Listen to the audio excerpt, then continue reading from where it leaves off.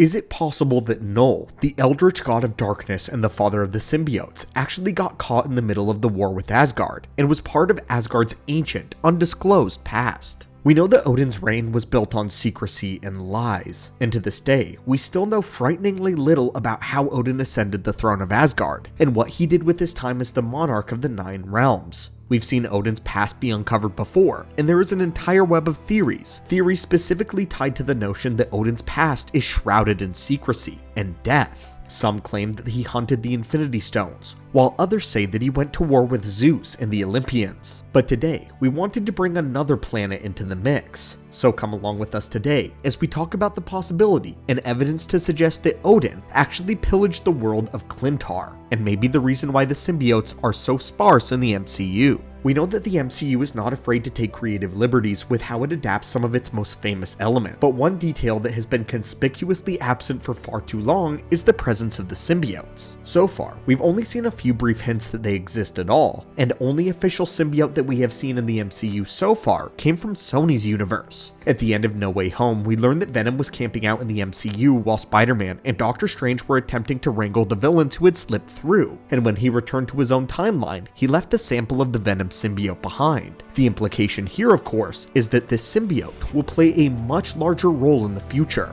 But of the MCU, and its own depiction of Clintar and the symbiotes themselves, then why would they need multiversal help? It's important to note that in the Last Dance trailer, we seem to see the sample of the symbiote being recovered by a specialized Black Operation team, but we will wait and see exactly how this plays out when Venom 3 hits theaters. This is all to say that Clintar does not seem to have any notable presence in the mainline MCU, aside from the fact that we know that Knull once existed in it. In Thor Love and Thunder, Gorr the God Butcher wields a weapon, one known as the Necrosword, which was of course known to be forged and used by the dark god Knull. This was the first in a long line of living weapons that Knull specifically forged with the intention of combating the Celestials, and as these weapons evolved, they eventually became known as the symbiotes. But what if we were to suggest that this isn't the only symbiote prototype in the MCU? What if there is another? Luckily for us, this seems to be the case. In Thor Ragnarok, we are introduced to Thor's older sister Hela, who wields a variety of blades that are officially known as Necroswords in the MCU.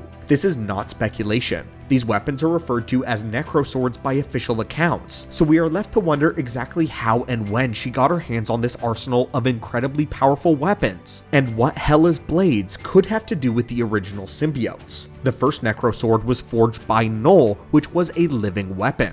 But it's the most basic in his line of symbiotes since he began to evolve the technology as time went on. Year by year, the symbiotes became more and more advanced, and even though they were all based on the template of the first Necrosword, they grew into their own living, breathing entities. Early symbiotes, however, like the Necrosword, the Void Knight, and many others, were not very advanced at all, and this leads us to believe that Hela's Necroswords are not technically symbiotes as we know them, but are precursors to the symbiotes that could one day evolve. Let us explain further. In the mural of her conquest with Odin, we see that she once wielded Mjolnir, a weapon forged in the heart of Nidavellir at Odin's request. This is an Asgardian weapon, but at some point, Hela stopped using the hammer in favor of her own Necroswords. When she returns in the present day, she doesn't even attempt to reclaim Mjolnir for herself. Instead, she simply crushes it and continues with her own new weapon. So, the theory goes that at some point while fighting with Odin, their conquest led them to Clintar, but not Clintar as we know it today.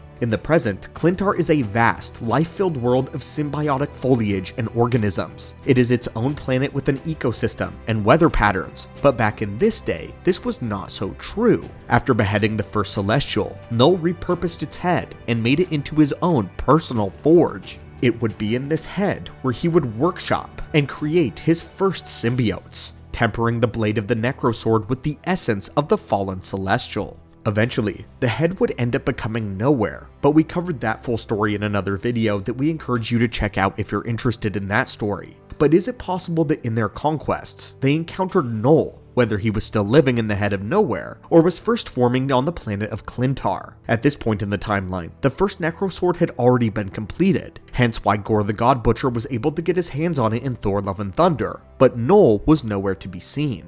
Is it possible that Knull was trying to figure out how to make the blades more like this, except this time around, he wanted them to be much more flexible and versatile, blades that he could deploy at a moment's notice, with many of the same capabilities of the original, only with much more utility. Going further, is it possible that Hela eventually found Knull, and that when Hela arrived, she was fascinated by his work and weapons, and wanted them for herself? If this is true, then it may indicate that Odin and Hela pillaged Nowhere or Clintar while Knull was still in his youth, and since he had not grown into a fearsome Lord of Darkness with an entire army by his side, Knull was helpless to fight off the might of Asgard in its prime. After all, Odin would only want the very best for his daughter, and so if she wanted a legion of flexible, unstoppable weaponry, then Odin would have obliged. In other timelines where this did not happen, Knull was able to keep working for eons, and this eventually led to the symbiotes that we see in other timelines, which explains why the Necrosword would work in the MCU.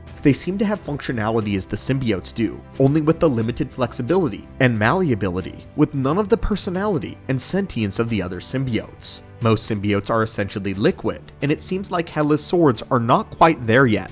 They are close, they have similar capabilities, and seem to operate in the same spirit as a symbiote does, but they're not nearly developed to the same point. Since her Necroswords don't seem like they are quite on par with the symbiotes, it could be because they are not nearly as advanced, while also explaining why symbiotes seem to be all but non-existent in the MCU thus far. Knull did not get to finish perfecting them if Hela killed him or stole his work before he completed the full symbiote. Since we know the primary Necrosword exists, we are left to wonder where Knull himself is, and why he hasn't done anything else since. We know that Knull is an incredibly powerful character who has forged an entire army of living weapons to serve him.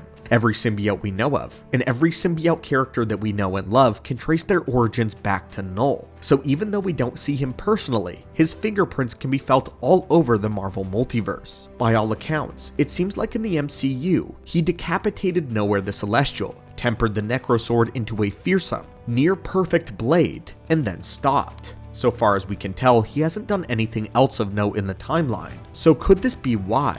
With that said, the reasons for Knull not appearing of course have to do with behind the scenes reasons. We know that Sony and Disney have a deal working where Spider-Man is allowed to guest star in the MCU, but Sony gets jurisdiction over when and where, and how other characters in Spider-Man's rogues gallery are used as well.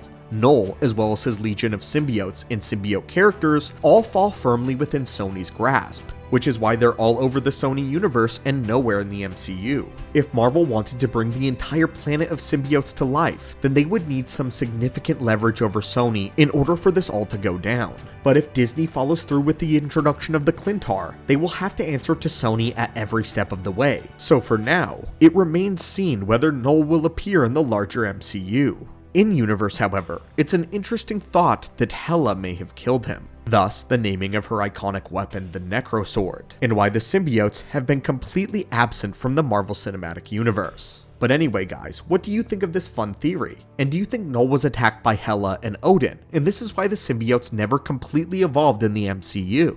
Is this why the Clintar don't seem to have any notable presence on Earth 616? Or are the symbiotes still out there somewhere? And could we see Spider-Man don the Venom symbiote in Secret Wars or Avengers Doomsday? As always friends, Hulk smash that subscribe button for more, and have a great one.